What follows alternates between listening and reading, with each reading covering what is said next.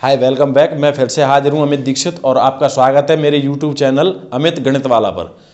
और आज हम बात करेंगे मासापा भाग विधि से किस तरीके से निकालते हैं। लास्ट लेक्चर में हमने सीखा था कि मासापा गुणनखंड विधि से किस तरीके से निकाल सकते हैं, अभाज्य गुणनखंड विधि से।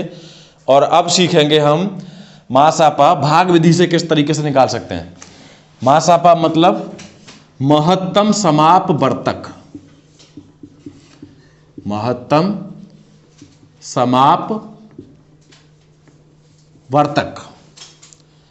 अब मान लीजिए अगर आपके पास संख्या है 240 और 16 और 370 इस तरीके की, तो आपको भाग विधि से मासापा निकालने के लिए क्या करना है। मैं ये 3 संख्या ले रहा हूं, आप जरूरी नहीं आप 3 ही लो, हो सकता है सवाल में 2 ही आए, 3 नहीं आए। तो वो आपको करना क्या है वो बता रहा हूं।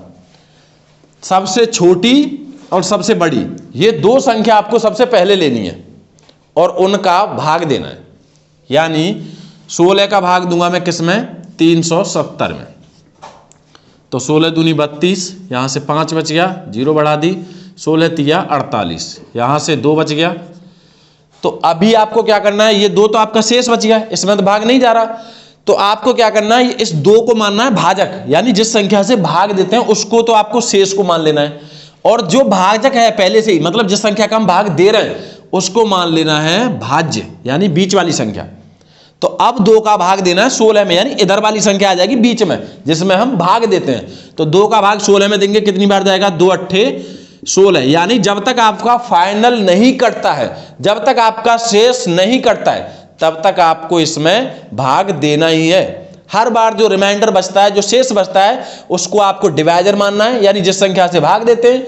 और फिर उसके बाद जो आपका डिवाइजर है वो तुरंत आपका डिवाइडेंड हो जाएगा, यानी भाज्य हो जाएगा, बीच वाली संख्या जिस संख्या में हम भाग देते हैं।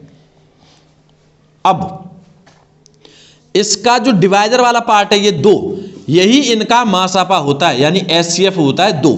लेकिन अभी तो केवल 2 संख्याओं का निकला है भाई, 16 और 370, इन्हीं 2 का तो मासापा निकला।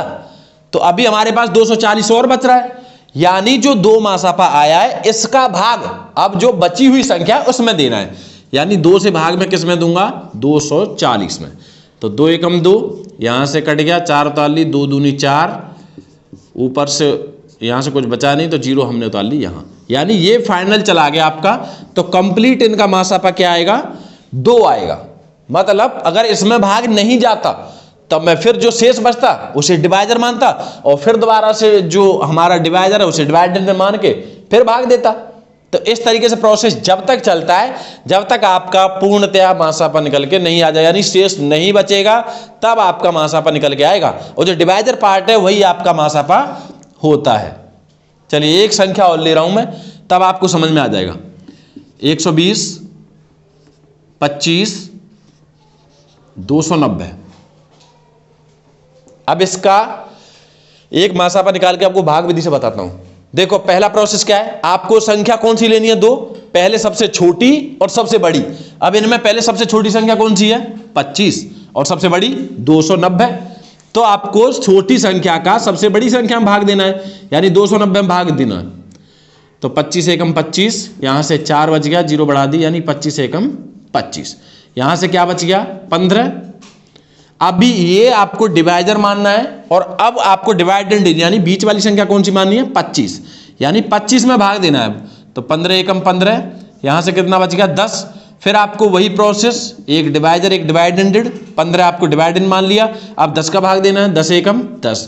फिर 5 बच गया, अब डिवाइडेंडेड 10 मानना है और 5 दूनी 10, यानी आपका इन दोनों का मासापा 5 निकल के आया।